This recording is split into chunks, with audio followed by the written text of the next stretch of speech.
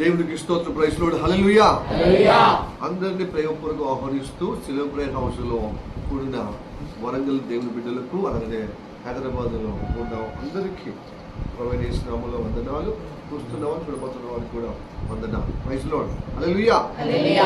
రండి, ఇప్పటికీ సమయం చాలా ఎక్కువ అయిపోయింది. ఇర్మియా గ్రంథము 47వ అధ్యాయము 6వ వచనం. యెహోవా ఖడ్గమా ఎంతవరకు విశ్రమింపక యుందువు నీ వరలోనికి దూరి విశ్రమించి ఊరుకుండుము. ఈ వాక్యం మన వెనుకలో దేవుడు ఆశీర్వదించిన గాక. చిన్న ప్రార్థన చేద్దాం. మిక్కిలిగా ప్రేమిస్తున్న మా పరలోకమందున్న మా తండ్రి, నీకు వందనాలప్ప. ఇదిగో ప్రభా, ఈ పగటి కాలంలో ఈ సంధికి వస్తుండగా మమ్మల్ని తోడుగా ఉండి గడిచిన వారమంతా రెక్కల కింద కాచి కాపాడలకే వందనాలు ప్రభా. విపరీతమైనటువంటి వెండి ఎండ వేడిలో ప్రభా, అయ్యా చాలా ఉక్కపోతులు ప్రభా, నువ్వు కాచి కాపాడుతూ ఎండ దెబ్బ తగలకుండా, వడదెబ్బ మాకు రాకుండా కాపాడుతులకే వందనాలు. మమ్మల్ని వచ్చిన వాటిని జయించే విధంగా నీ చల్లని కరముల చేత మమ్మల్ని కాపాడి భద్రపరిచి ఇదిగో నీ సముఖంలో చేరే విధంగా కృప చూపించలకే వందనాలు. నీ కృపాన్ని అంత ముందుగాక ఈ సమయంలో ప్రభు మా శరీర ప్రారంభాన్ని నీకు అప్పచెప్పుతూ ఇదిగో ప్రభు ఈ యొక్క ప్రభు స్తోత్రం తండ్రి, వాతావరణం లాగానే మా ఆత్మీయ జీవితం ఒక్కసారి తండ్రి నీకు ఆయాసకరంగా, నీకు ఇబ్బందికరంగా ఉన్న ప్రతిదీ ప్రభు తొలగిపోయే విధంగా మాతో మాట్లాడుతున్నామని నమ్ముచున్నామయ్యా. అందరము చెవి విధంగా, అందరూ గ్రహించినట్లుగా ఈ వాక్యం ద్వారా మాతో మమ్మల్ని కల్లిపుచ్చే, మమ్మల్ని తాకుమంటారు.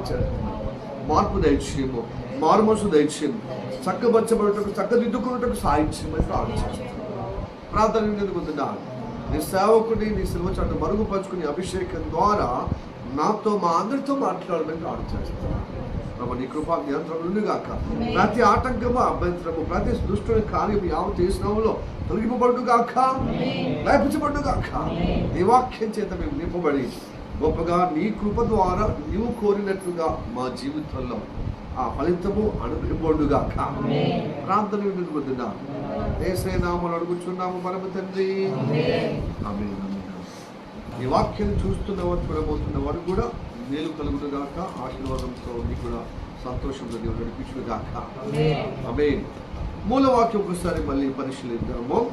47వ అధ్యాయము 6వ వచనం నేనే చదువుతాను, చిత్తగించండి, వినండి. యెహోవా ఖడ్గమా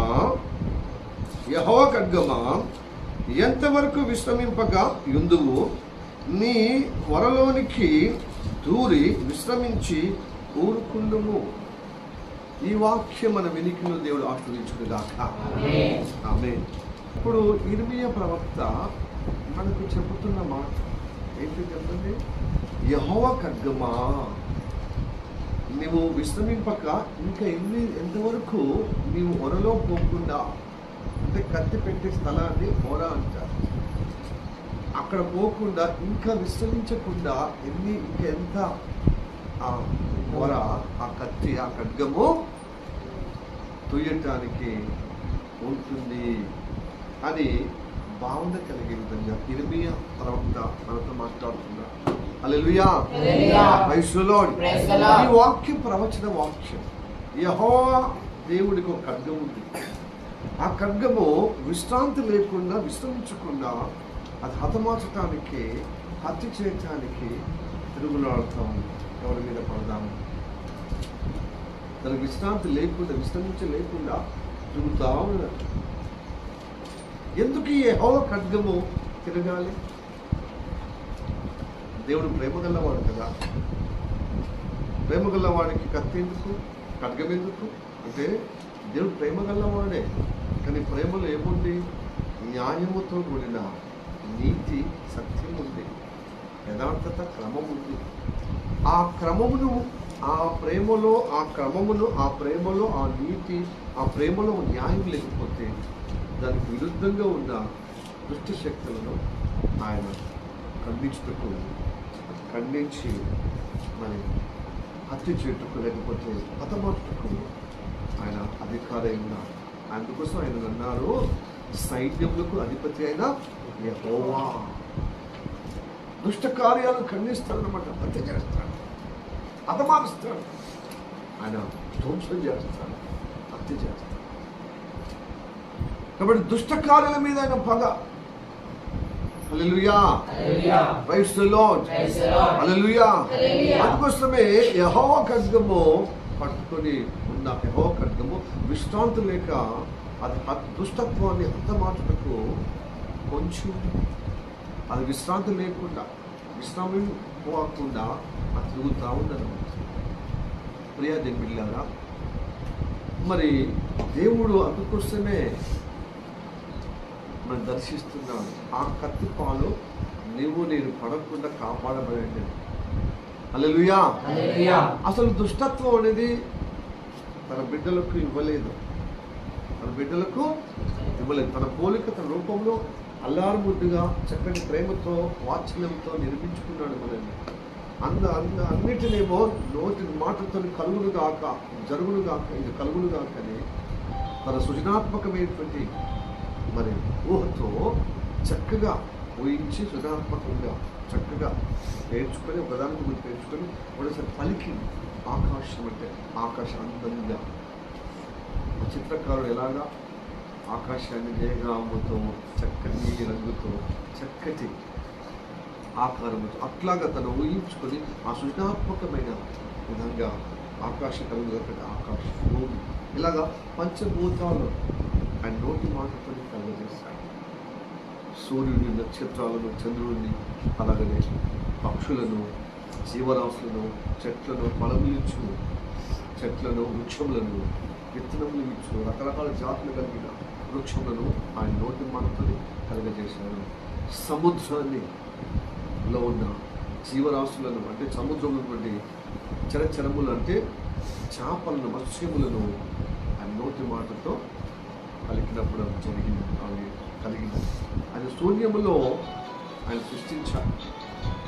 లేని వాటిని ఉన్నట్టుగా ఉన్నవాడు ఆ జీవాధిపతి నోటి మాటతో సృష్టించాడు. హల్లెలూయా, ప్రైజ్ ది లార్డ్. అది సైలెంట్ పెట్టండి మీ ఫోన్లో. తర్వాత మీరు విరామం ఉన్నప్పుడు, మీకు అనుకూలం ఉన్నప్పుడు మీరు ఫోన్ చేసుకోవచ్చు.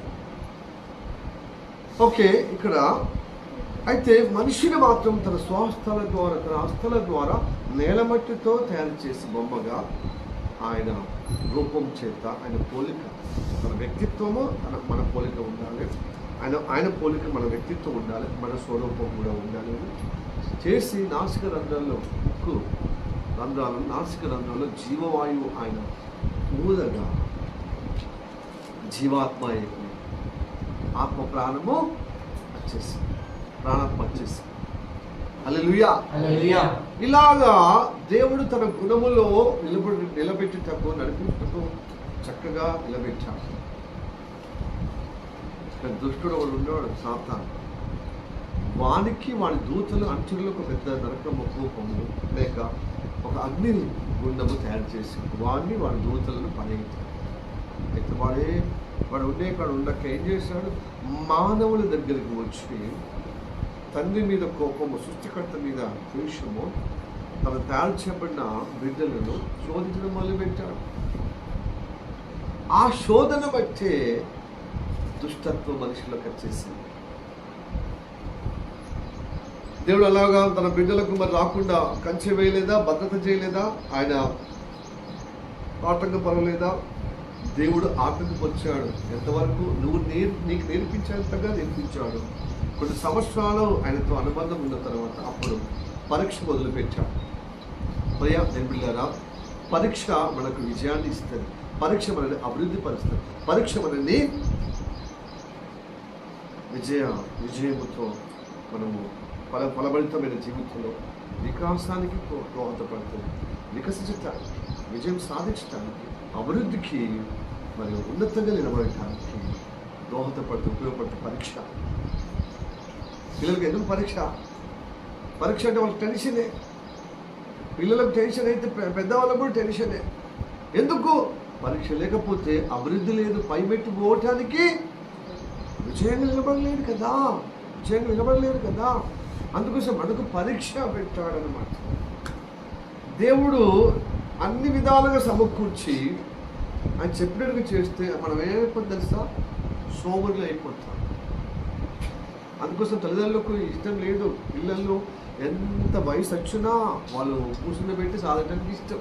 వాళ్ళ రక్తము, వాళ్ళ చెమట రక్తంగా చేసైనా, రక్త దారపోసైనా, చెమట రక్త దారపోసైనా, వృద్ధాప్యం వాళ్ళ చేతులు కాళ్ళు ఆడకుండా అంతవరకు పిల్లలు భారం అనుకోరు. కానీ 10 మందిలో వాళ్ళకు జవాబుదారులుగా బాధ్యతగా ఉండేటకు వాళ్ళు ఏం చేస్తారు తెలుసా? యుక్త వయసు రాగానే వాళ్ళు సోమరులుగా పనికిరాని కాబట్టి దద్దమ్ములుగా అవుతారని పని చేయమంటారు, చదవమని. ఆ చదువుకు తగ్గ పని చూసుకోమంటారు, ఉద్యోగం చూసుకోమంటారు, పని చేయమంటారు. ఎందుకు? మన మీద ప్రేమ లేదా? ప్రేమ ఉంది కాబట్టి నా అంత గొప్ప ప్రయోజకుడిగా కావాలి. బిడ్డ నలుగురిలో మా పేరు ఘనంగా నిలపాలి, చేయాలి, ఘనమైన పేరు తీసుకురావాలని. ఎందుకు అంటే మనం ఫలించాలని వాళ్ళకు అభిలాష. అంతేగాని మనల్ని కష్టపెట్టాలి, మనల్ని బాధపరచాలి, మనల్ని అవమానపరచాలి, మన శ్రమల పాలు చేయాలని అలా చేస్తున్నారా? కాదు కదా. దేవుడు కూడా అలాగనే మనల్ని గొప్పగా అభివృద్ధిలో పెట్టేటకు ముందు ఆశీర్వదించాడు కదా. తన పోలిక చొప్పున, తన రూపం చొప్పున మన స్త్రీని పురుషుని మనము సృష్టించిన ఆ దేవుడు ఏం తెలుసా? స్త్రీ పురుషులను సృష్టించి మనం ఆశీర్వదించాడు. ఎలాగా? మీరు ఫలించి, హల్లెలూయా హల్లెలూయా, విస్తరించి ఫలించాలి, విస్తరించాలి, ఈ భూమిని లోపరుచుకోవాలి, ఈ భూమి అంతా నిండాలి. దేవుడు ఆశీర్వదించాడు కదా. హల్లెలూయా, ప్రైజ్ ది లార్డ్. ఆపము శుభం ఎరిగినప్పుడు అంటే చెడు రాకముందే, ఈ మానవ జాతికి చెడు ఆదిపితులైనటువంటి ఆదామవులకు వ్యతిరేకమైన కార్యము జరగకముందే, దుష్ట కార్యం జరగకముందే వాళ్ళు ఆశీర్వదించాడు. ఈ ఆశీర్వాదముతో ఎలాగా ఇది కొనసాగడము ఆయన రోజు నేర్పించాడు. కొన్ని సంవత్సరాలు, 100 సంవత్సరాలు, దాదాపుగా ఇంచుమించు 100 సంవత్సరాలు. అప్పుడు పరీక్షకు వదిలిపెట్టాడు. ఆ పరీక్షలో ఫెయిల్ అయిపోయాడు. ఎవరు? ఆదాము. అప్పుడు దుష్టుడు వాళ్ళ మీద పెద్దరికి మొదలుపెట్టాడు అన్నమాట. వీళ్ళకున్న అధికారం ఉందే, దేవుడి మాట వినుకుంటే మంచి చక్కగా అధికారం, భూమి మీద అధికారంగా బ్రతుకు బిడ్డ అని చెప్పి జీవరాశుల మీద, ఈ పంచభూతాల మీద మనకు అధికారం ఇచ్చాడు. ఈ అధికారం తీసుకుపోయి, ఈ రాజరికం తీసుకుపోయి ఎవరికి ఇచ్చాం మనం? ఈ రాజదండం సాతాను చేతులు. వాడు మేకై కూర్చున్నాడు, మన మీద రుబాబు, మన మీద అధికారం చెలాయిస్తున్నాడు. ఈ పంచభూతాల మీద స్వాధీనపరుచుకొని వాడు మన మీద అధికారం చెలాయిస్తున్నాడు. అధికారం చెలాయిస్తూ మనని దుష్టత్వంలో పడేసి మనని నరకయాతనగా, వేదనగా, బాధగా, రంజిగా, ఇబ్బందికరంగా, కుంగిపోయే విధంగా చేస్తున్నాడు అన్నమాట. కాబట్టి మనం బానిసలుగా బ్రతుకుతున్నాం. అయ్యా బిడ్డలారా, పాపానికి బానిసలుగా అవుతున్నాం.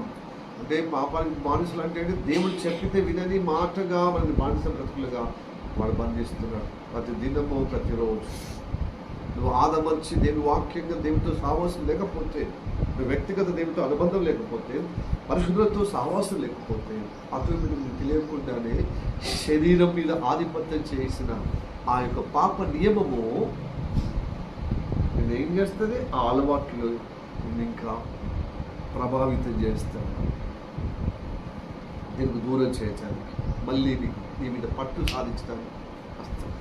అందుకోసమే దాంట్లో విడుదల చేయటకు, దుష్టత్వం తొలగించటకే ఖడ్గం పట్టుకుని ఉన్నాడు. హల్లెలూయా, ప్రైజ్ ది లార్డ్, హల్లెలూయా హల్లెలూయా. అలా ఖడ్గం పట్టుకుంటే అది మన కొంపదీసి మన మీద పడితే చచ్చిపోతుంది కదా. అందుకోసం ఆదివారం ఆయన చెప్పినట్టుగా చేయకపోతే దుష్టుడికి రావాల్సిన ఆ సంహారణ మన మీదకి వస్తుంది. మీకు తెలుసా అండి, ఐగుప్తు దేశంలో దాదాపు కొన్ని సంవత్సరాలు వాళ్ళు ఎట్టి చాకిరి బానిస బ్రతుకులు బ్రతుకుతున్నారు అన్నమాట. ప్రారంభంలో చక్కగా కరువు కాలంలో పోయారు, వలస పరదేశులుగా పోయారు. అక్కడ యోసేపు యొక్క పెద్దలు తెలియని వారుగా ఒక రాజు వచ్చింది. ఎరగని రాజొచ్చు. అప్పుడు వాళ్ళు ఘోరంగా బతకచ్చే వాళ్ళు బాగా దీవించబడుతున్నారు. ఈ లోకం చూడండి, కులం తక్కువ వాళ్ళు కానీ బతకచ్చే వాళ్ళు కానీ అంతంత మాత్రం బ్రతికే వారు కొంచెం ఒక్కసారి దేవుని నమ్ముకుని మనం హెచ్చిపడతాము, అసూయ వచ్చేస్తారు. అదేవిడి ఈ మధ్యలో బాగా ఎక్కువ అయిపోతున్నారు. వాళ్ళ బట్టలు ఏంది, వాళ్ళ యొక్క నడవడి ఏంది, వాళ్ళ యొక్క విధానం ఏంది అని చెప్పి ఆటోమేటిక్గా అసూయ, ద్వేషము, వ్యతిరేక భావన వచ్చేస్తుంది. మన పాగవారిగా చూసినట్టు చూస్తాం. ఏదో ఒక అపాయం తలపెట్టే విధంగా అవకాశం దొరికిన కొద్దీ మన ఇబ్బంది ఇరుకులో పెట్టేటట్టు, మన ఇబ్బంది పాలు చేసేటప్పుడు చేసినట్టే ఇదిగో ఈజిప్ట్లో ఫరో రాజు మొదలుకొని ఈజిప్ట్లో అందరూ ఇజ్రాయెల్ మీద అసూయ చేత వాళ్ళను ఎత్తిచాకిరిగా పెట్టేశారు. రేపు శత్రు రాజ్యమో మన మీద దండ ఎత్తితే వాళ్ళతో కేద కలిపి మనందరూ దోచుకుని పోతారు. వాళ్ళు చిన్నోళ్ళు కాదు, వీళ్ళు బాగా చీపబడుతున్నారు కనుక వీళ్ళు తగ్గించాలంటే వీళ్ళు ఎత్తిచాకి చెప్పారు అని ఎత్తి పనులకు పెట్టుకున్నారు. వాళ్ళు చేయకపోతే వాళ్ళకి తిండి గిన్నెలు ఇస్తలేరు, వాళ్ళకు నెమ్మదిగా లేకుండా చేస్తున్నారు అనమాట.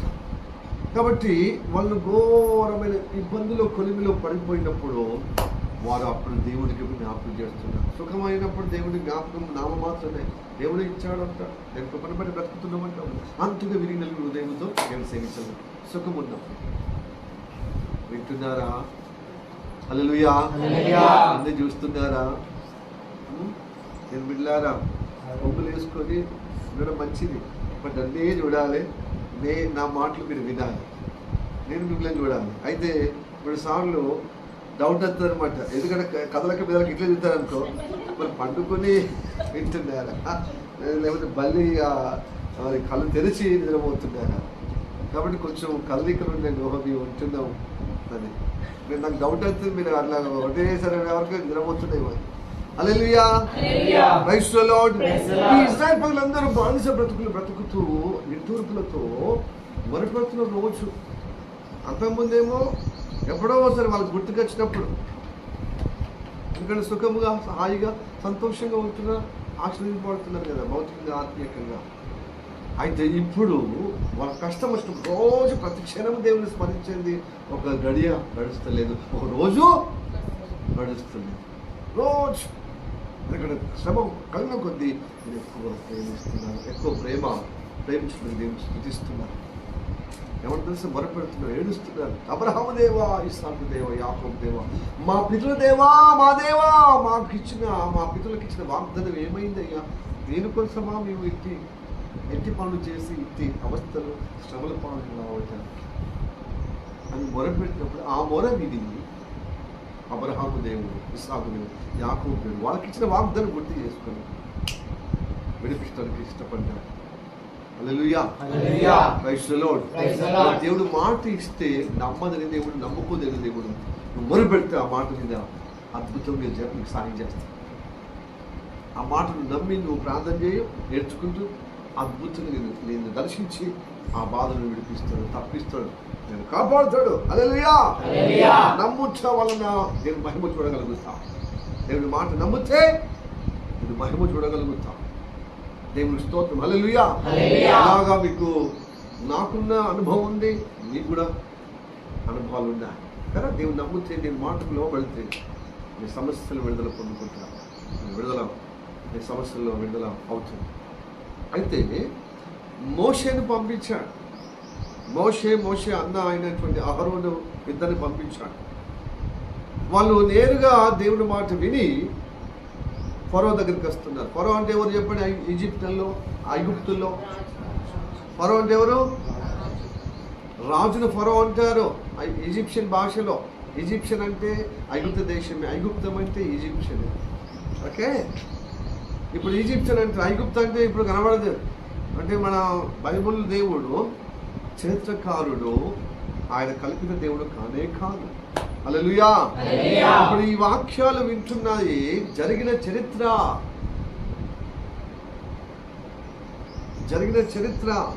కాబట్టి మనం చెప్పుకుంటున్నప్పుడు ఇది జరిగిన చరిత్ర. ఇది పిట్ట కథలు కాదు, కళ్ళబొల్లి మాటలు అంతకంటే కాదు. కాబట్టి మనం జాగ్రత్తగా వినాలి. అయితే ఫరో అంటే రాజు అనుకున్నాం కదా మనం. రాజు అంటే ఆ ఈజిప్షియన్ వాళ్ళు ఏమంటారు, ఆ రాజును ఫరో అంటారు. హల్లెలూయా. ఫరో అంటారు. ఈ ఫరో దగ్గరికి పోయారు. మన ఆ ఫరోను ఒప్పించే విధంగా కొన్ని అద్భుతాలు దేవుడు వీళ్ళకు నిరూపణ చేసి పంపించాడు. వాళ్ళు వెళ్ళి అంటున్నారు అన్నమాట, ఇజ్రాయెల్ ప్రజలు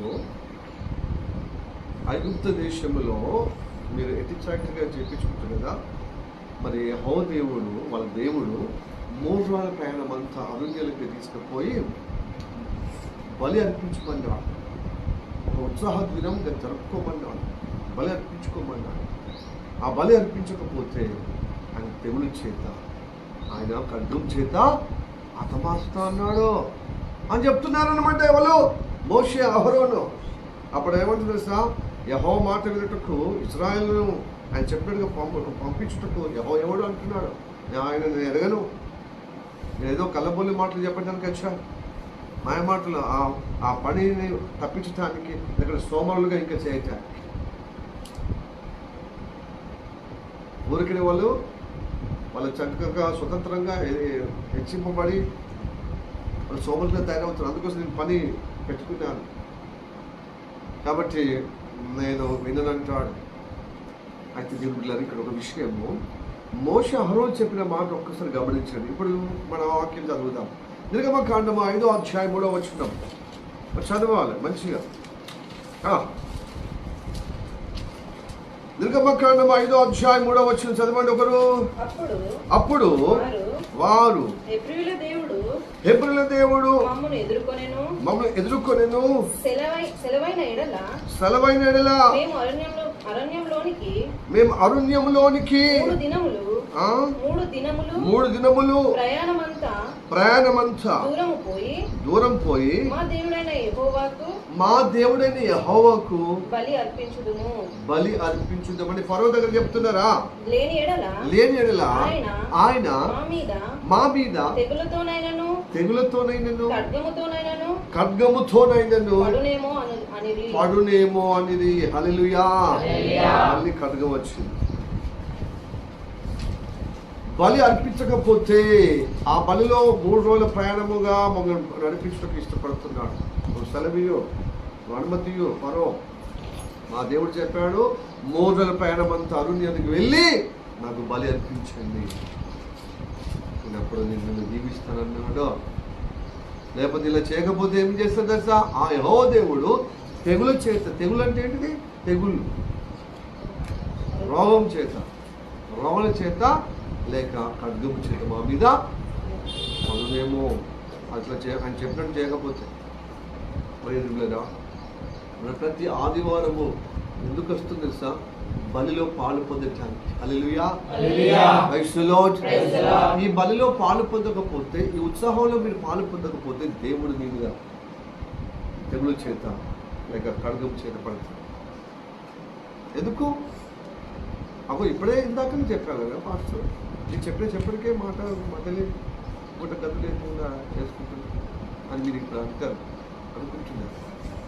ఏమని ఇందాక మీరు చెప్పింది ఏంటిది, మీరు ఇప్పుడు చేసేది ఏంటిది, మళ్ళీ చెప్పేది ఏంటిది? అది దేవుడు మనుషులను సంహరించడానికి కాదు, దుష్టత్వాన్ని సంహరించడానికి ఆయనకు ఖడ్గం పట్టుకున్నాడు. అది దుష్టుడు కదా, సాతాను కదా. మన మీద ఎందుకు పడాలి దేవుడు? మంచి ప్రశ్న. ఈ దుష్టత్వము ఆదాములో పడ్డది కదా, ఆ ఆదాము నుంచి వచ్చినటువంటి ఆ దుష్టత్వము మనము జనరేషన్ టు జనరేషన్, అంటే తరానికి తరము అది పెరిగిపోతూ ఉందన్నమాట. మనలో రక్తుల పాప గుణమును బట్టి దుష్టత్వము, దుర్మార్గత, దుర్నీతి, అవిధేయత, దేవుని తిరుగుబాటు, దేవునికి వ్యతిరేకంగా దేవుడు చెప్పినట్టుగా చేయనటువంటి తత్వంగా అయిపోతున్న దాన్ని ఖండించటకే, అది విడిపించటకే రమ్మంటున్నాడు. వర్షిప్ చేయడానికి, బలిలో పాల్గొనటానికి. హల్లెలూయా చెప్పండి. బలి అర్పించడానికి నడిపిస్తున్నాడు. ప్రియదేవులారా, ప్రతి ఆదివారం ఎందుకు వస్తున్నాం? అందరిలాగా గృహ కూడికలకు మరి వెళ్ళినట్టు కాదు. ప్రతి ఆదివారం రొట్టె విడవటానికి కూడుకుంటున్నాం. ఇది అపోస్తుల బోధ. ఇది అభిషేక్తులైనటువంటి అపోస్తుల అభిషేకం అయినటువంటి బోధకులు వాళ్ళని చూసి వాళ్ళ బోధను మనం స్వీకరించి ఆది అపోస్తులు ఇంటింట రొట్టె విరిచారు. వాళ్ళు దేవాలయంలో కూడారు, కానీ దేవాలయంలో రొట్టె విరవలేదు. మంచిగా చదవండి అక్కడ. అందుకోసమే ఇంటింట రొట్టె ఇంట్లో కూడుకున్నారు. సరే, ఇంట్లో కంటే ఎక్కువ మంది వేస్తారు అనుకో, మనం ఒక సపరేట్ స్థలం తీసుకుని ఒక భవనం, ఒక చర్చి కట్టుకునే. కానీ ప్రతిరోజు ప్రతి ఆదివారం కూడుకునేది మాత్రము ఆ రొట్టె అనే బలిలో పాలు పొందటానికి. హల్లెలూయా, హల్లెలూయా. మనలో దుష్టత్వాన్ని తొలగించుకునే విధంగా, లేకపోతే దేవుడి కోపం మన పైన, దుష్టుని పైన ఉండాల్సిన కోపం మన మీదకి వచ్చేస్తుంది. ఎందుకంటే ఆయన పాపాన్ని ఓర్వజాలి, దుర్మార్గతను ఓర్వజాలి. పాపిని ప్రేమిస్తాడు, పాపమును ద్వేషిస్తాడు.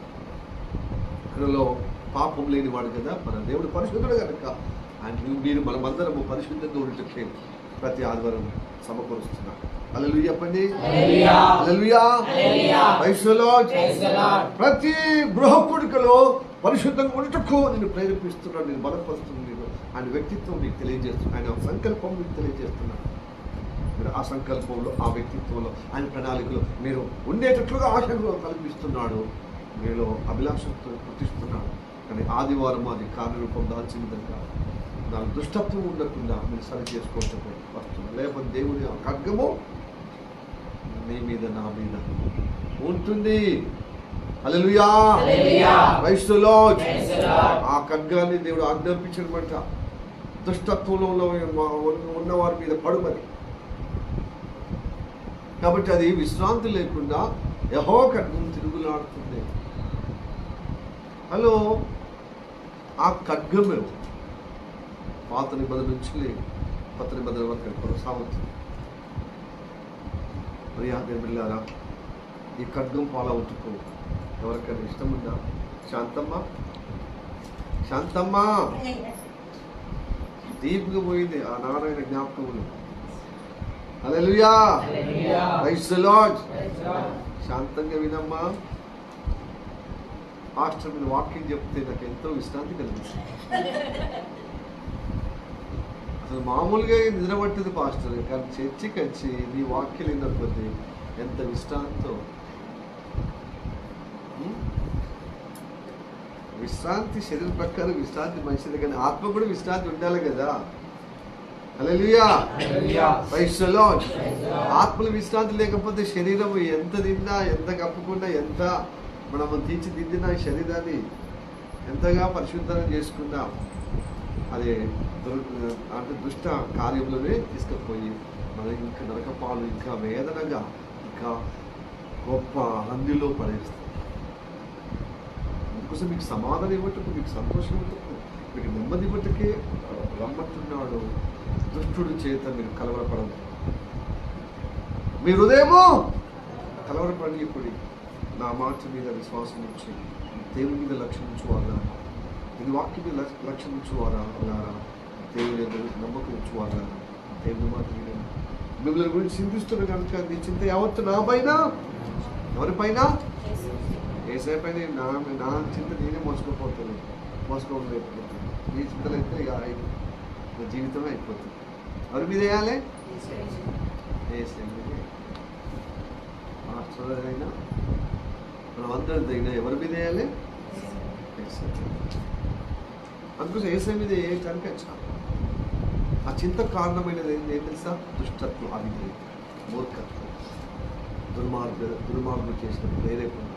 ఎంతకు మనం ఆత్మకు అనుబంధం కలిగే కంటే శరీర పాపానికి దాసులుగా మానసిక అయిపోతుంది, చెడు కార్యానికి మానసికంగా అయిపోతుంది. సో తత్వాన్ని విడిపించడానికి వస్తున్నాం, విడిపించుకోవటానికి వస్తున్నాం, విడుదల పొందటానికి వస్తున్నాం. హల్లెలూయా. Praise the Lord. Praise the Lord. అయితే ఈ ఖడ్గము ఎవరిపైన పడుతుందో తెలుసా అండి? మారుమనసు లేకుండా, వాళ్ళ తత్వాన్ని ఒప్పుకోకుండా ఉంటే వాళ్ళ ఖడ్గం వాళ్ళ పైన ఉండి ఉంటుంది. హత్య చేయటానికి, సంహరించటానికి. హల్లెలూయా. మీకు ఇంకా బాగా అర్థమవుతారు. బాబు బ్రదర్ బొంకే మాటికి పోతున్నాడు. ఇప్పటికీ మూడోసారి వచ్చిన కలిసి వచ్చినది ఒకటి, రెండోసారి, ఇప్పుడు మూడోసారి. మాస్టర్లు ఎక్కడ రావాలనుకోవట్లేదు. హల్లెలూయా. ఎందుకు బయటికి పోయింది ఇప్పుడు ఆయన హలో అని ఫాస్టింగ్ అవ్వటట్టుగా మాట్లాడుతున్నాడు. అంటే ఫోన్ వచ్చింది, అంటే ఫోన్ కొంచెం బంద్ చేయండి. దేవుడు మీతో మాట్లాడుతున్నప్పుడు, ఇప్పుడు ఎమ్మెల్యే ఎంపీ వచ్చిందనుకో, మీరు మాట్లాడతారండి.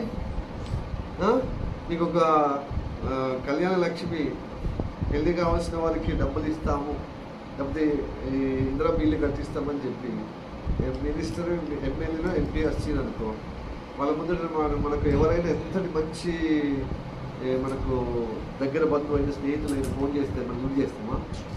మంత్రి గారు ఎమ్మెల్యే మరి ఆయన దగ్గర మనం కింద మీద ఉంటే మరి శాంక్షన్ ఇవ్వడు, ఇందిరా బిల్లు రాదు, పెన్షన్ రాదు, రేషన్ కార్డు రాదు, వస్తుందా? గవర్నమెంట్ మనకు సదుపాయించినటువంటి ఆ బెనిఫిట్స్ మనకు రాకుండా అడ్డుపడతాయి కదా. ఆయనకు కనీస గౌరవము అటెన్షన్ ఇవ్వకపోతే ఆయన మనకు స్పందించుతాడా? మన కోరికలు విని స్పందిస్తాడండి? మన అవసరం స్పందిస్తాడా? మన దేవుడు ఎట్లాగా మరి విశ్వానికి పట్టుదలకపోతే ఒక ఎమ్మెల్యే ఒక ప్రాంతానికి కాన్స్టిట్యూషన్లో ఉన్న ఒక ఎమ్మెల్యేకి మనం అంత గౌరవించినప్పుడు మరి వాటి బాగు శ్రద్ధ ఉండాలండి. నేను కొంచెం గట్టిగా అంటేనే మీకు బాధ, మీకు ఇచ్చి మీకు వివేచన లేదు, ఏంటిదో ఏదో. హల్లెలూయా, ప్రైజ్ ది లార్డ్. మీరు బాధపడి నన్ను బాధపరుస్తాను కాబట్టి అవకాశం ఇవ్వద్దు. సైలెంట్లో పెట్టిన తర్వాత అది విశ్వాసం. ఎంతటి మీకు ₹1,00,000 నష్టమైందనుకో 10 లక్షలు ఇస్తాడు, అది విశ్వాసం.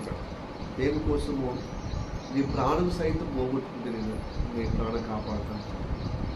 నా నామనిమిత్తం పోగొట్టుకునేవారు 100 రెట్లు పొందుకుంటారంటున్నారు. మీ ఇళ్ళైనా, మీ స్థలాలైనా, మీ తోబుట్లైనా, మీ అమ్మలైనా, మీ తల్లి అయినా, భార్య అయినా, పిల్లలైనా అంత గొప్పగా ఇస్తాను అంటారు. హల్లెలూయా. మీ ప్రాణంతో సహా నా నామ నిమిత్తం మీ ప్రాణం పోతుంది, ఆ ప్రాణము రక్షించబడుతుంది. కాబట్టి అట్లాగా నిష్టగా ఉండాలి విశ్వాసం. అంత కూరగాయలు సత్రగా వాళ్ళు వస్తే వాళ్ళు పోతా ఉన్నారు, వాళ్ళు అంత ఇష్టం వచ్చినట్టుగా ఉండద్దు. ఓకే, వినండి. ఇప్పుడు ఆదాము వాళ్ళు వెళ్ళగొట్టబడ్డారు, దేవుని మాట వినకుండా సాతాను మాట విన్నారు కదా. అయితే వాళ్ళకు జీవము ఇవ్వటానికి దేవుడు ఇష్టపడ్డాడు, అందుకోసం ఒక జీవవృక్షం పెట్టాడు కదా. కానీ ఆ జీవవృక్ష ఫలం తినక ఏం ఫలం తిన్నారు? తెలివితేటలు, దేవుళ్ళలాగా మాకు మంచిగా తెలియాలని చెప్పి ఆ దుష్టుడు ప్రేరేపించిన కొద్ది, దుష్టుడు ఎక్కించిన కొద్ది వీళ్ళు ఆ మైకంలో మాయలో పడిపోయారు కదా. ఆదాము అవలమ్మ, ఆదాము అవలు అంటే అవ్వ ఆదాము కదా. అప్పుడు తోటలో ఉంటే వీళ్ళు ఏదైనా తోటలో యెహోవా తోటలో ఉంటే మీ జీవనకి ఫలము లేదు. ఈ చెడు మంచిది విరుగుడు లేకుండా ఎప్పటికీ చెడు మంచిది చెడ్డ మంచిది అనగా తెలివితేటలు అట్లనే ఉంటాయి. కానీ ఆ జీవము ఎప్పటికీ వాళ్ళని చంపకుండా అట్లే ఉంటే వాళ్ళు మింగలేక కక్కలేక రగ్గుతో చచ్చితో బతుకుతున్న జీవితం ఇంకా ఘోరంగా అయిపోతుంది అని చెప్పి వారి మేలు కోసము, మానవ జాతి క్షేమం కోసము ఆ ఇద్దరిని, ఆ ఆది దంపతులను, ఆదాము అవ్వలను తోట నుంచి బయటికి వెళ్ళవచ్చింది. ఆ తోట కాగితానికి ఒక ఖడ్గ జ్వాల పెట్టారు. హల్లెలూయా. ఎప్పుడైనా విన్నారా మీరు ఖడ్గ జ్వాల? ఇప్పుడు చదువుదాం. ఆదికాండము 3వ అధ్యాయం 24వ వచనము. అయితే ఆ 2వ లైన్ నుంచి చదవాలి. ఎక్కడ? జీవవృక్షం నుంచి చదవాలి. జీవవృక్షమునకు పో మార్గమును కాచుటకు ఇటు అటు తిరుగుచున్న ఖడ్గ జ్వాలను నిలవబెట్టెను. గది గది గది ఖడ్గ జ్వాల అంటే ఖడ్గముంది, జ్వాల అంటే మంట, అంటే దహించి వేసేది అన్నమాట. వాటేమో ఖండించేది, హతమార్చేది, హత్య చేసేది ఖడ్గం అంటే. జ్వాల అంటే దహించి వేసేది. ఏం చేసేది? జ్వాల అంటే ఏంటిది? దహించి వేసేది. ఖడ్గ జ్వాల. ఆ తోటలో ఉన్న జీవవృక్ష చుట్టూ తిరుగుతున్నమాట. ఎవరైనా వస్తే దాన్ని తెంపుకొని తింటారు. ఎందుకు దేవుడు అంటే పాప క్షమాపణ లేకుండా ఎట్లా పడితే అట్లా అక్కడికి వచ్చి ఆ చెట్టు ఫలం తీసుకొని తింటే వాడికి శాశ్వతమైన విడుదల లేకుండా పాప శాపలు పడిపోయి నరకము, ఇక విడుదల లేకుండా. ఎందుకంటే ఆ ఫలం తినాలంటే ఫస్ట్ బలి అర్పించాలి. అందుకోసమే ఈ ఫరోతో చెప్తాడు, మేము మా ఇజ్రాయెల్ ప్రజలు మేము ఉత్సాహం జరుపుకోవటానికి 3 రోజుల ప్రయాణము వ్యవధిగా నడిచి ప్రయాణం చేస్తే అరణ్యంలో బలి అర్పించి దైవ అనుగ్రహం పొందుకోవటానికి మాకు సెలవిచ్చాం. మాకు అనుమతియో, లేకపోతే తెగులు చేత ఖడ్గం చేత మా మీద. ఇదిగో ఈ జీవవృక్ష ఫలము అయోగ్యంగా తీసుకుంటే ఆ ఖడ్గము పడుతుంది వాళ్ళ మీద, ఖడ్గ జ్వాలం వాళ్ళ మీద. కాబట్టి వాళ్ళు శాశ్వత నాశనము. అందుకోసమే బలి అర్పణ గావించి ఆ జీవవృక్ష ఫలము తినాలి. అందుకోసమే అక్కడ ఎవరు రాకుండా ఖడ్గ జ్వాల పెట్టి ఇటు అడుగుతూ ఉంటుంది. ఎవరు వచ్చినా ఆ ఖడ్గం చేత బలి అవుతుంది. ఆది నుండి దేవుని సంకల్పం. ఎందుకంటే దుష్టత్వంలో మీరు ఉండి అలా తినద్దు. దుష్టత్వం తొలగించుకొని పశ్చాత్తాపంతో ఆ బలిలో పాలు పొందితే జీవం మీకు వస్తుంది. హల్లెలూయా చెప్పండి. హల్లెలూయా. Praise the Lord. హల్లెలూయా. హల్లెలూయా. కాబట్టి దేవుడు బలి కోరేది ఆయన తినడానికి కాదు. ఎందుకంటే మీ దుష్టత్వము ఆ మూగజీవి మీద, ఆ గొర్రె మేక మీద పెట్టి మిమ్మల్ని ఉపశమనం చేయటకు, మిమ్మల్ని విడుదల చేయటకు, మిమ్మల్ని కాపాడుటకు గొర్రెను మేకను వధించమన్నాడు. కోడెను వధించేది ఎందుకు తెలుసా? మీ దోషము ఆ మూగజీవి మీద, నిష్కలంకమైన ఆ అమాయకమైన జీవం మీద పెట్టి వాటి బదులుగా మీరు బ్రతకటకు మీ పాపం, మీ అవిధేయత, మీ దుష్టత్వం దాని మీద పెట్టి దాన్ని సంబంధిస్తుంది. కత్తి చేత అనుకుని దేవతల ముందు ఎందుకు కట్ చేస్తే తెలుసా? పాపాన్ని పరిహరించడం కోసం. హల్లెలూయా. Praise the Lord. హల్లెలూయా. ప్రియ దేవుని బిడ్డలారా, అయితే ఆ పాపాన్ని పరిహరించడం కోసం ఒక మూగజీవి మీద పెట్టి బలి అర్పించమనేది అందుకోసము. అయితే ఈ బలులు దేవుడు వాళ్ళకు, మానవులకు అనగా ఇజ్రాయెల్ ప్రజలకు పరిచయం చేశాడు. కానీ బలి అర్పించి కామన్ అయిపోయింది అనమాట. పాపక్షమాపణ లేదు, పశ్చాత్తాపం లేదు. ఏదైనా దోషంలో పడిపోవడం, దాని మనసులో నొచ్చుకోవడమో, విరుగుల ఉదయమో లేకపోవడమో, అయ్యో పాపము చేశామని పశ్చాత్తాపడకపోవడము, ప్రాయశ్చిత్తము కలుగుటకే నేను బలి అర్పిస్తున్నానని చెప్పి అది గ్రహించకపోవడం, బలులు విస్తారంగా బలు అర్పిస్తున్నాను. అప్పుడు అంటాడు దేవుడు, నీవు బలి అర్పించడం వల్ల పాపం తొలగిపోతుంది అనుకుంటున్నావా? ఈ బలుల ద్వారా మేకలను గొర్రెలను వధించడం వల్ల పాపం పోతలేదు అంటున్నాడు. చూడండి హెబ్రీయులకు రాసిన పత్రిక 10వ అధ్యాయం 4వ వచనం. అలవాటైపోతున్న దాని ఉద్దేశాన్ని, దాని దేవుని యొక్క ప్రణాళికను మీరు గ్రహిస్తలేరు. ఏలయనగా ఎడ్ల యొక్కయు మేకల యొక్కయు రక్త పాపములలో అసాధ్యంగా అయిపోయింది అనమాట. దాని ప్రణాళిక చూపించాడు. కానీ ఆ ప్రణాళికలో అర్పిస్తున్న మనసులో పరివర్తన లేకుండా, మనసులో వచ్చుకోవడం లేకుండా, మనసులో ఏమాత్రమో కనువిప్పు లేకుండా. హల్లెలూయా. Praise the Lord. Praise the Lord. మేకలను, విస్తారమైన మేకలను, ఎద్దులను, కోడలను, పశువులను వధిస్తున్నారు. కానీ మనసులో మార్పు వస్తలేదు. అందుకోసం ఆ బలి కూడా ఏమైపోయింది తెలుసా? అసాధ్యంగా అయిపోయింది. నీ పాపం తొలగించడానికి అసాధ్యమైపోయింది. హల్లెలూయా. ఇప్పుడు మంచోళ్ళే చెడ్డోళ్ళు లేరు. బలులు అర్పించేవారు, బలులు అర్పించలేని వారు దుర్మార్గంగా, మార్పు లేని జీవితంలో నడిపించబడుతున్నారు. కేవలం భక్తిగా పైకి మాత్రము భక్తి చేస్తున్నారు, కానీ లోపల దుష్టత్వము అట్లనే ఉంది. ఆ దుష్టత్వం ఉన్న వారి మీద యెహోవా ఖడ్గం ఉందన్నమాట. హలో, చదవండి ఇంకా మీకు కన్ఫర్మ్ అవడానికి. ఇర్మియా గ్రంథము 12వ అధ్యాయం 12వ వచనం. ఇది కూడా 2వ లైన్. దేశములో అని ప్రారంభించారు. 2వ 3వ లైన్. ఇర్మియా గ్రంథములో 12వ అధ్యాయము 12వ వచనం. దేశము యొక్క ఈ కొన నుండి ఆ కొన వరకు యెహోవా ఖడ్గము తిరుగుచు హతము చేయుచు దుష్టత్వంలో ఉన్న వాళ్ళందరూ హతమే. శరీరులకు క్షేమమేమీ లేదు.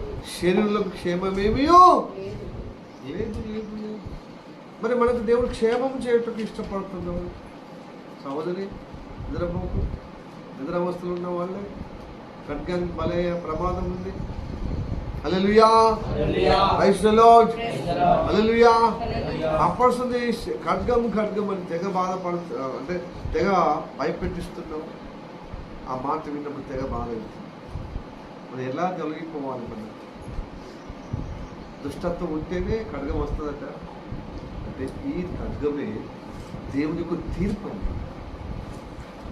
ఏంటి చెప్పండి? దేవుని యొక్క తీర్పు అన్నమాట. మన తీర్పులోనికి వచ్చే విధంగా ఉంది. మనం కొలిసినప్పుడు మన తీర్పులోనికి వస్తున్నాం. ఎందుకంటే బతికే హక్కు కోల్పోతున్నాం. దేవుని మాట జీవమైన మాట కదా. ఆయన మాట నిలకడగా మన జీవితంలో ఆయన ఆలోచన, ఆయన మాట కలిగిన ఆలోచన, ఆయన మాట కలిగిన మాటలు, ఆయన మాట కలిగిన క్రియలు మనకు కలుగుతున్నాయి. ఏదో అరకొర కలుగుతున్నాయి, కానీ మిగతా అవిధేయత ఉంది చూడు, మొత్తం మీకు కలిగినది కూడా తొలగిపోతుంది, మర్చిపోతుంది. సో మనలో మంచిదంటే ఏం లేదు. ఎందుకంటే మంచితో పాటు చెడుది కూడా ఉంది కదా. చెడు మంచిది తీసేస్తుంది. అడుగు పొడుగులు ఏదన్నా మంచిది ఉందా అనుకో, అది కూడా తీసేస్తుంది అనమాట. ఈ చెడు అవిధేయత, ఈ మూర్ఖత్వం, ఈ చెడు ఆలోచన, చెడు మాట, చెడు క్రియలు. మరి ఎలా? చెడులకు ఎవరికి క్షేమమేమి లేదు. ఈ ఖడ్గం అందరినీ హతమార్చడం సిద్ధంగా ఉంది. అందుకు తెలుగులో ఆడతాం, దేశములో ఈ ప్రపంచంలో తీసుకోవాలి. హల్లెలూయా, ప్రియ దేవుడిలారా, ఇది బాగా ప్రేమించాడు. నీ వేదన చూస్తున్నాడు, నీ బాధ చూస్తున్నాడు, నీ ఘోరమైనటువంటి దుఃఖ ఆవేదన చూస్తున్నాడు. అయితే నీకు బదులుగా ఒక వ్యక్తి మీద పడమంటున్నాడు. హల్లెలూయా, ప్రైజ్ ది లార్డ్. ఆయన ప్రేమించాడు. దేవుడు లోకాన్ని ఎంతగానో ప్రేమించాడు. పాపి అంటే దేవునికి ఇష్టమే, కానీ పాపం అంటే ఆయన ద్వేషం. సో ఆ ద్వేషాన్ని, ఆ పాప తత్వము వారి మీద పెట్టాడు. ఎవరు చూద్దాం? జకరియా గ్రంథము, జకరియా 13వ అధ్యాయము 7వ వచనం. 13వ అధ్యాయం 7వ వచనం. జకరియా, ఖడ్గమా గొర్రెల కాపరి మీదను నా సహకారి మీదను పడము. ఇదే సైన్యములకు అధిపతి అగు యెహోవా వాక్కు. ఆ గొర్రెలు చెదిరిపోనట్లు కాపరిని హతము చేయము అంటున్నాడు దేవుడు. హల్లెలూయా, ప్రైజ్ ది లార్డ్. నా సహకారి మీద, ఖడ్గమా గొర్రెల కాపరి మీద పడమంటున్నాడు, నా సహకారి మీద పడమంటున్నాడు. ఇదే సైన్యంలో కనుక నేను యెహోవా సెలవిచ్చిన మాట. ఇంకేమంటున్నాడు? గొర్రెలు చెదిరిపోయినట్లు కాపరి మీద హతము చేయమంటున్నాడు. ఈ ఖడ్గంతో మీకు తెలుసు హతమార్చబడిన వ్యక్తి ఎవరు తెలుసు చెప్పండి? యేసయ్య. ప్రతి ఆదివారము మనకున్న నేరము, హతమార్చిన తనము అతని మీద వేస్తున్నాం. అతని ద్వారా మనం బ్రతుకుతున్నాం. ఎంతగా ప్రేమిస్తున్నాడు చూడండి. తండ్రి దేవుడు మన పట్ల ఎంత ప్రేమ ఉందో, మనమంటే ఎంత ప్రేమ ఉందో. తన ఏకైక కుమారుడు, అద్వితీయ కుమారుడు, జనతీయ కుమారుడు మన కోసం, మన పాపల కోసము బలివ్వటానికి, హత్య చేయటానికి, హతమార్చడానికి, సంహరించడానికి వెనక తీయలేదు. ఇంత గొప్ప ప్రేమ గల దేవుడు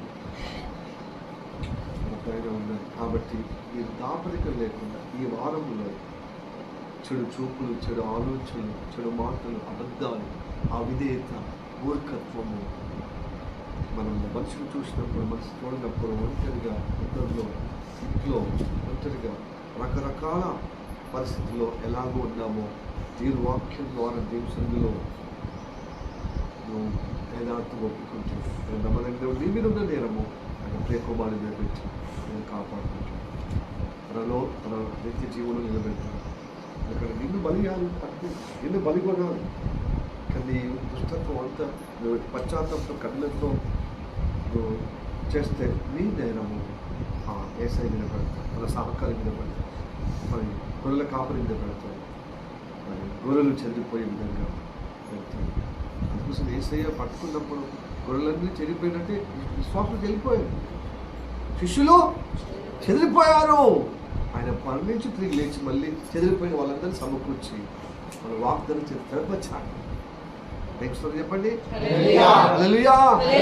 వచ్చి 4 దిక్కులో భూమి 4 దిక్కులో విస్తరించి నా సాక్షాత్తమైన సువార్త ప్రకటించమంటే ఇదిగో ప్రకటించడంలో ఇదిగో మన తరానికి మాటలు నియమించబడుతున్నాను. ఇదిగో ఈ మధ్యాహ్నంలో ఈ ఆరాధన మనం కోరుకున్నాం ప్రియదులరా.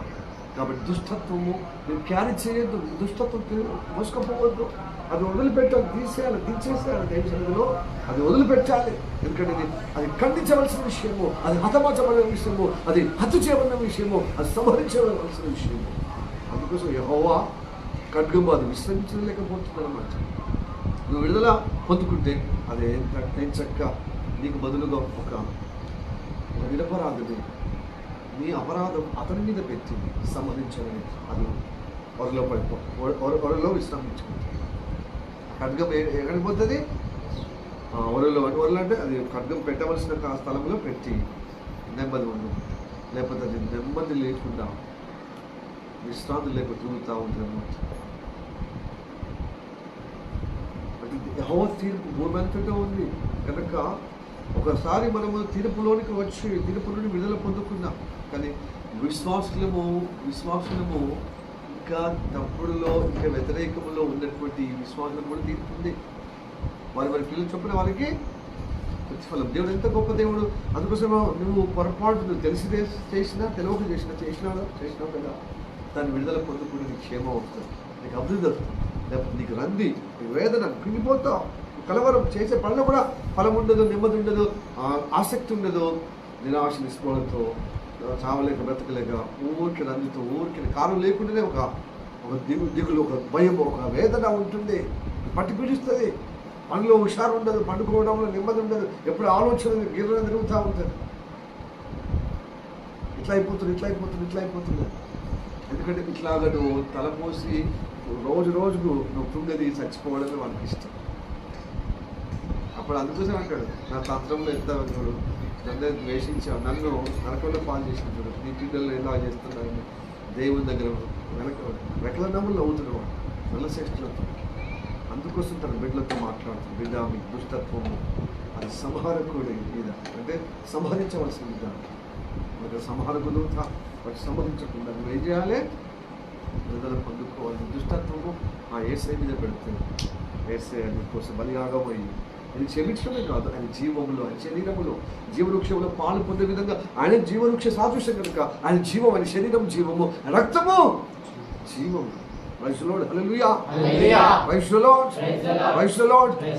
బేషరత్తుగా భేషజాలంగా లేకుండా ఏమాత్రము మరి అహంకారంగా గర్వం ఉండకుండా ఉన్నట్టుగా దేవుని దగ్గర ఒప్పుకోవాలి.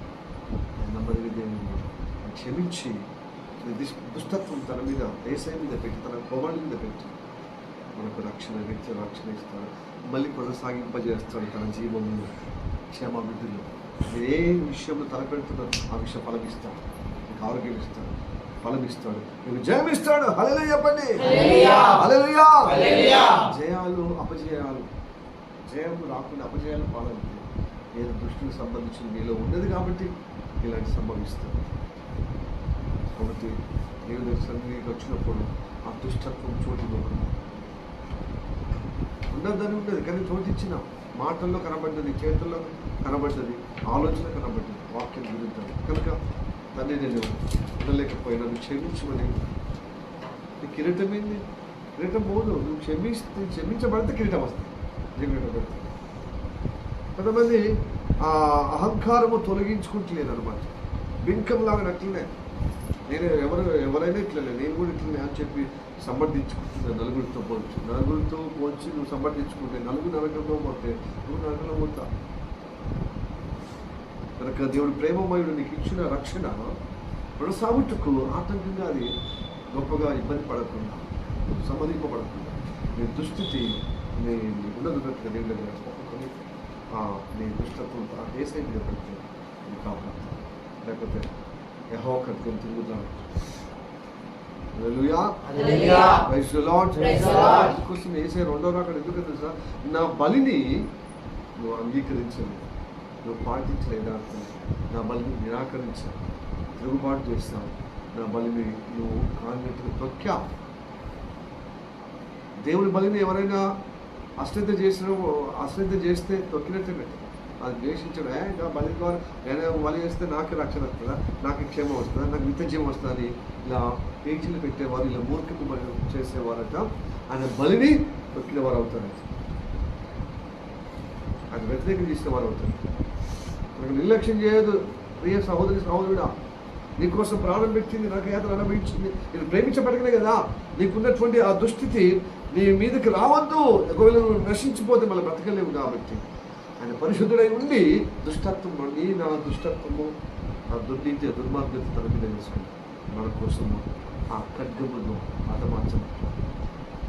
అంటే యెహోవా తీర్పు వల్ల, ఖడ్గం అంటే ఏంటిది? తీర్పు. చెడ్డ మనలో ఉన్నటువంటి చెడ్డదంతా ఆయనకు తీర్పు చేస్తాడు, ఆయన మీద పెట్టి తీర్పు చేస్తాడు. ఎందుకంటే ఒక పాపాత్ముని తీర్పు చెప్తే, ఒక అన్యాయం తీర్పు చెప్తే నరకమే కదా, నాశనమే కదా, మరణమే కదా.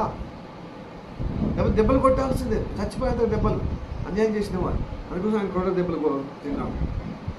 ఆయన ఊరబడే వ్యాధిగ్రస్తుడిగా, చూడని వ్యసనక్రాంతుడిగా మొత్తపడ్డాడు. అంటే ఖడ్గము చేత హతమార్చబడ్డాడు. హల్లెలూయా. యేసయ్య నీవు అంటే ఎంత ప్రేమ కాబట్టి నీకోసం సహించినప్పుడు ఆయన ప్రేమను తన కోసం తండ్రి నిజంగా ఇంత గొప్ప ప్రేమ కలిగిన జీవితం నా తల్లిదండ్రులకు లేని ప్రేమ నీకు ఉన్నది, నా బంధుమిత్రులు లేని ప్రేమ, నీ సమాజం లేని ప్రేమ నీ దగ్గర ఉండేది.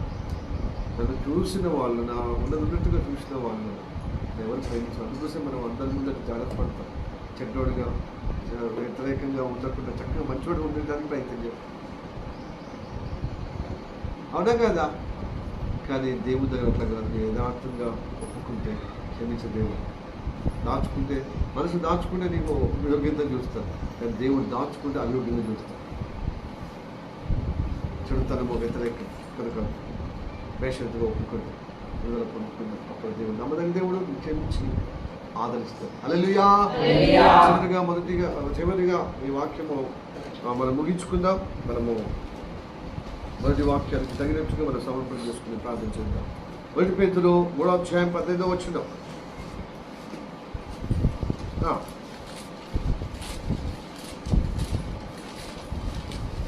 1 పేతురు 3:18 చదవండి సహోదరి. మాట చదువు. ఏలయనగా మనలను దేవుని యొద్దకు తెచ్చుటకు అనీతిమంతుల కొరకు నీతిమంతుడైన క్రీస్తు శరీర విషయంలో చంపబడి ఆత్మ విషయంలో బ్రతికింపబడి పాపముల విషయంలో ఒకసారి శ్రమపడెను. మన కోసం ఒకేసారి శ్రమ పడ్డాడు, మన శరీర ప్రకారం శిక్షింపబడి ఆత్మ చేత ఆయన తిరిగి లేచాడు, మనని కూడా లేపుతాడు. నమ్మదగిన దేవుడు. హల్లెలూయా. Praise the Lord. క్షమాపణ పొందుతున్నాం దేవుళ్ళరా. నా పాపాన్ని అతను, ఎందుకంటే దానికోసమే చంపబడ్డాడు, దుష్టత్వం కోసమే ఆయన హతమార్చబడ్డాడు, చంపబడ్డాడు, హత్య చేయబడ్డాడు. సహకారి మీద ఆ ఖడ్గం పడమంటున్నాడు, ఆ ఖడ్గాన్ని పడమంటున్నాడు. నీకు బదులు, మనకు బదులు, అందరి కోసం లేకపోతే ఆ బలిలో పాల్పొందకపోతే తెగులు కానీ ఖడ్గము మనం నిలబడుతుంది. హల్లెలూయా. Praise the Lord. ఇదేదో ఊరికినగా మీరు ప్రవచన వాక్యం.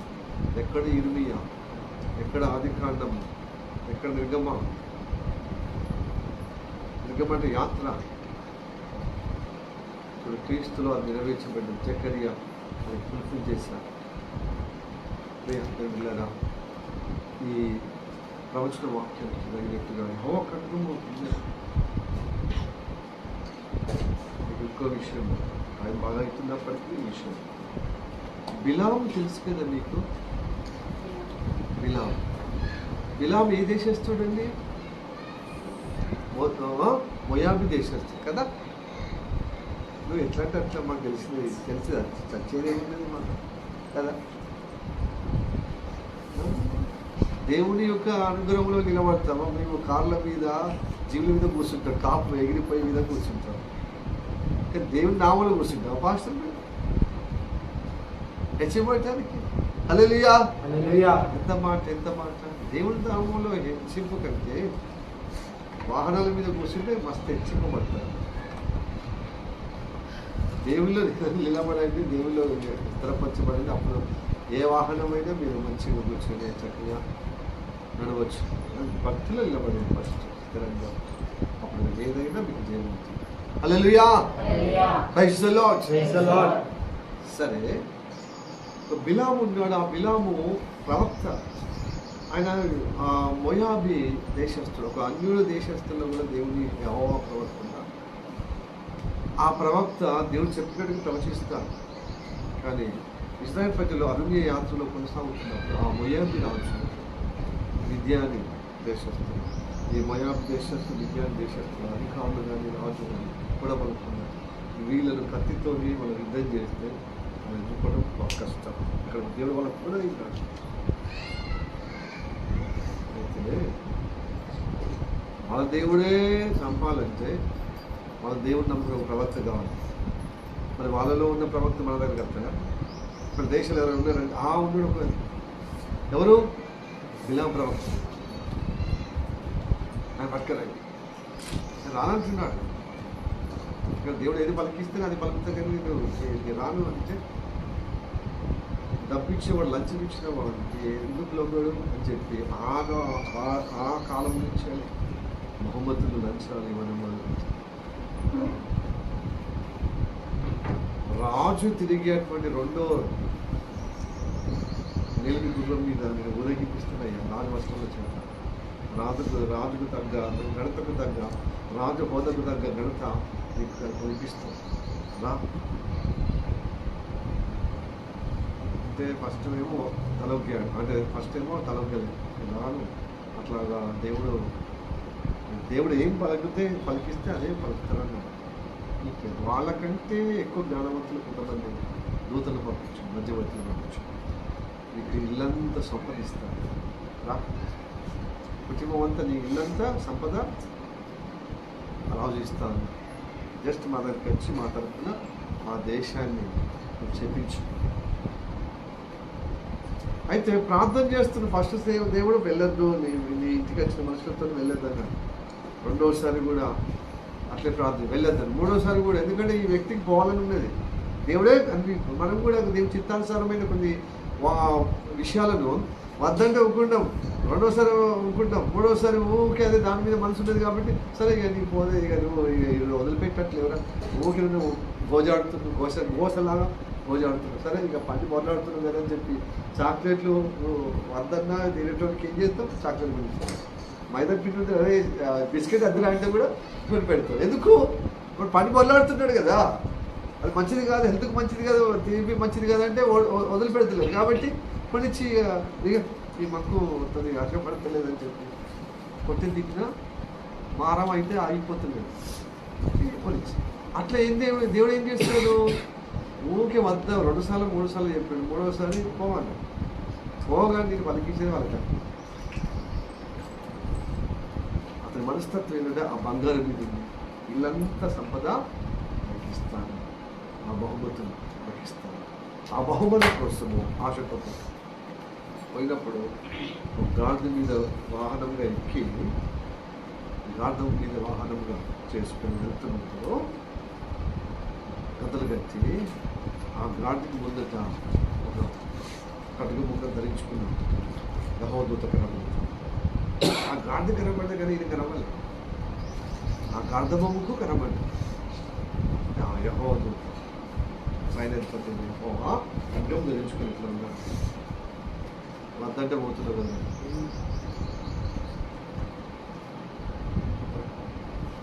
హల్లెలూయా. హల్లెలూయా. ఎందుకు? ఆ దుష్టత్వం తనలో వచ్చింది కాబట్టి అతను హతమార్చుతాడు. హలో, వింటున్నారా? హలో హలో అంటే మీకు స్పృహ వస్తుంది విష్ణు. హల్లెలూయా. హల్లెలూయా. Praise the Lord. Praise the Lord. హల్లెలూయా. హల్లెలూయా. లేకపోతే ఎలా నిద్ర వస్తుందండి? నిద్రకు చోటు ఎరగదు, ఆకలికి రుచి ఎరగదు, ఎల్లిపాయ కారమైన పోతుంది, నచ్చిపోతుంది.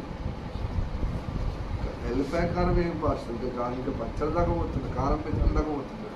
మెరుపుకొని వేసుకొని ఉప్పు వేసుకొని తింటే అసలు మీకు ఏది తెలుసా? అది నూనె పోసుకొని నెయ్యి వేసుకొని తింటే నూనె లేకది నెయ్యి కదా. అదే పాస్టర్ ఇప్పుడు అంటుకోలేదు స్మార్ట్గా, అదే నా రహస్యం. ఆకలి అయితే అదే, ఇక అదే అమృతం అంతేగా. హల్లెలూయా. హల్లెలూయా. Praise the Lord. Praise the Lord. Yes, ఇది తినడానికి సమయానికి సమయం తినేటోనికి బిర్యానీ కావాలి, ఇంకేం కావాలి? గప్చుప్ కావాలి. ఏం చుప్పు కావాలి? బండి అక్కడ ఉందనుకో, కొద్ది ఎంత టేస్ట్ టపాటపా కానీ ఇస్తాం మనం.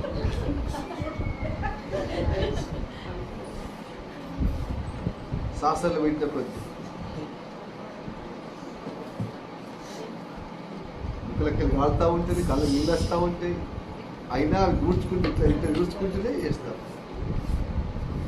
కదా. వయసులో అండి నాకు నవ్వుతున్నాను. నన్ను చూసి అంటే నేనే తింటాను భాష అందరూ తింటారు. బట్ నిరోషను కూడా ఎత్తి చూపిస్తాను, ఎందుకంటే నిరోష ఎప్పుడు ఉంటలేదు కదా ఆదివారం.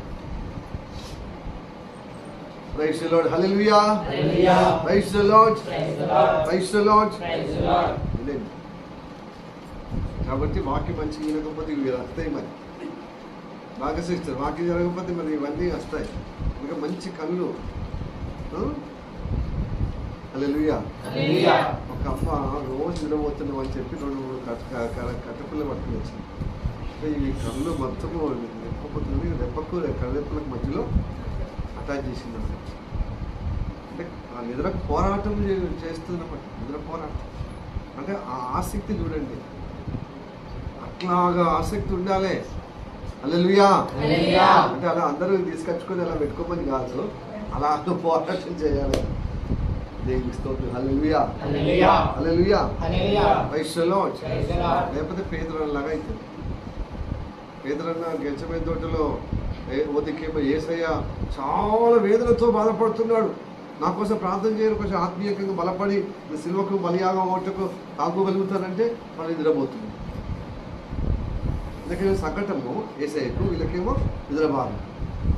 అలా 3 సార్లు చెప్పింది, 3వసారి ఇక పోలే బాబు ఇక చెప్తే వినట్లేదు, బాగా నిద్రపోతున్నారు, నిద్ర తోపుతున్నారు అని చెప్పి పోయి విశ్రాంతి తీసుకపోండి నేనే వచ్చాను.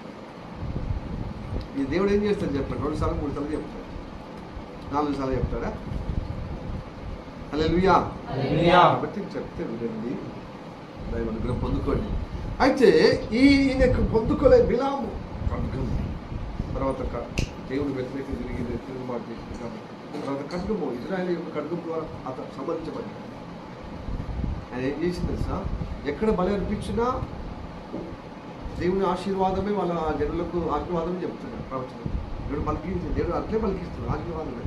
ఆ రాజు చాలా బాధ వస్తుంది, ఎంత సన్మానించాలని, ఎంత గొప్పగా నేను బహుమతులు ఇవ్వాలని కోరుకున్నా, నా బహుమతులు పొందుకుని ప్రాప్తం లేనట్టున్నది. అందుకోసమే ఏ మూలకు నువ్వు చెప్పినట్టుగా నేను బలి అర్పించి బలి నేను ఏర్పాటు చేస్తున్నా, నువ్వు బలి అర్పిస్తున్నా, వాళ్ళని ఆశీర్వించమంటే, నువ్వు శపించమంటే నువ్వు దీవించుతున్నా. ఎందుకంటే వాళ్ళ బలము బలగమంతా ఆశీర్వాదంలో ఉందట. వాళ్ళ శాపం వస్తే వాళ్ళ వెలుగులు అయిపోతారు, కనుక వాళ్ళు నశించిపోవాలి. ఇక్కడ లేకపోతే మా మీద వాళ్ళ యుద్ధానికి వచ్చారు కదా, అందుకోసం మోహరించారు. కాబట్టి వాళ్ళలో ఉన్న బలము ఆ ఆశీర్వాదము ఆ శాపంగా మార్చుటకు వాళ్ళ దేవుడిగా ఉన్నాను ప్రవక్తుడు కనుక నేను పట్టుకొచ్చింది. అందుకోసం ఎంత బహుమానం ఇచ్చినా నువ్వు అలాగా చేయడానికి ఇష్టపడుతున్నాను. అంటే నేను దేవుని జీవంతోడు, నేను దేవుని మాట పలుకుతానే తప్ప ఇంకోటి నేను పలకని, నీ కాని మాట నీ పలకని నీకు గెలవదా? నేను ఫస్ట్ నుంచే చెప్పలేదా? ఫస్ట్ నుంచే చెప్పేటోడు ఎందుకు వేసినారు అక్కడికి? లోపల ఉంది కాబట్టి ఎక్కడో కాడ దేవుడు అనుమతి ఇయ్యాడా అన్నట్టుగా ప్రయత్నాలు అన్నమాట ఆ బహుమానం కోసం. లాస్ట్కి చెప్పిండు, ఊరికే నేను బహుమతి, నేను బహుమానం ఇల్లంతా సొత్తుతో నేను బహుమానం ఇస్తానని చెప్తున్నాడు. మరి పోతూ ఒక రాయేసింది. ఏమన్నాడు? వాళ్ళు ఇట్లాంటి దేవుడు, వాళ్ళ మనుషులుగా దేవుడి చేతి ఎన్నుకోబడిన వాళ్ళు, దేవుని ప్రజలు వాళ్ళు. కాబట్టి వాళ్ళ దేవుడు వాళ్ళకి తోడుకుంటాడు. వాళ్ళ దేవుడు వాళ్ళు శిక్షించాలంటే వాళ్ళు వ్యభిచారంలో పంపించేసి, మీ అందమైన మీ మోయాబి స్త్రీలు, విద్యాల స్త్రీలు ఉంది కదా, అందంగా ఉన్న వాళ్ళని పంపించాలి. మంచిగా ఆ అందమైన అమ్మాయిలు ఆకట్టుకుని మెల్లగా విగ్రహాధారం అవుతుంది, బొమ్మల పూజల అవుతుంది. విగ్రహాధారుడు దేవుడికి ఇష్టం లేదు, ఎవరి దేవుడికి ఇష్టం లేదు. ఆ మోసం మాత్రం చెప్పారు. కాబట్టి ఆ ఖడ్గం బలే ఇలా మనం ఇలాంటి శ్రేష్ఠులు విశ్వాసం బట్టి చేస్తే చాలా బాగా. హలో, విశ్వాసులకు అలాగా ఉరి తీసుకొచ్చుకునే మీరు చెయ్యొద్దు, చెప్పియొద్దు. హల్లెలూయా, ప్రైజ్ ది లార్డ్, హల్లెలూయా, హల్లెలూయా, ప్రైజ్ ది లార్డ్. అందుకోసం దావీదు అంటాడు, ప్రభువా నీ నీతిమంతులైన నీ బిడ్డలు నా ద్వారా వాళ్ళు సిగ్గుపరచబడద్దయ్యా, నా ద్వారా నిందింపబడదు వాళ్ళు కనుక అలాగ నా కటాక్షం దయచు. అట్లాంటి మీ ప్రార్థన జీవితం ఉందా? నా ద్వారా నీతిమంతులు దేవుని చేత ఏర్పరచబడిన వారు, దేవుని చేత దీవించబడుతున్న వారు, దేవుని చేత ఎన్నుకోబడిన వారు, దేవుని చేత అభిషేకించబడిన వారికి నా ద్వారా వాళ్ళకి సిగ్గు రావద్దు, నా ద్వారా నింద రావద్దు, అవమానం రావద్దు, అపరాధం రావద్దు. మరి అంటే జీవితం కావాలి. అలాగైతే మీరు కాపాడబడితే, అలాగే దీని కటాక్షం నేను మీద అర్థం పడదు.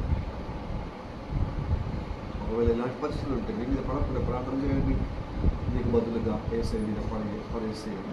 ఆ కడగ పడిపోయి ఆయన సంహరించినప్పుడు ఆ బలియాగం ద్వారా మీరు కాబట్టి దేవుని దగ్గర క్షమాపణ పొందుకుంటాం. ఎస్, ఏ పరిస్థితుల్లో మీరు ఎలా వచ్చారో అలా వెళ్ళకుండా దైవ అనుగ్రహం పొందుటకు దేవుని దగ్గర పచ్చితపడితే ఆ ఖడ్గం మీ మీద పడవలసిన ఖడ్గం ఏసే మీద పడి మీరు విమోచకులకు ఆయన ప్రాయశ్చిత్తంగా ఆయన బలి అర్పణ కావచ్చు మనకు అనుగ్రహిస్తారు. హల్లెలూయా చెప్పండి, హల్లెలూయా, ప్రైజ్ ది లార్డ్.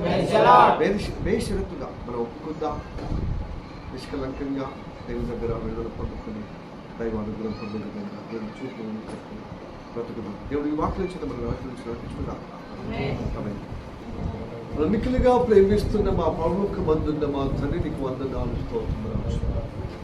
ఇదిగో ప్రభా, ఈ మధ్యాహ్న కాలం నీ వాక్యం విన్న బిడ్డలు తండ్రి, అవునయ్యా ప్రభా, ఈ లోకమందు దుష్టుని అందున్నది.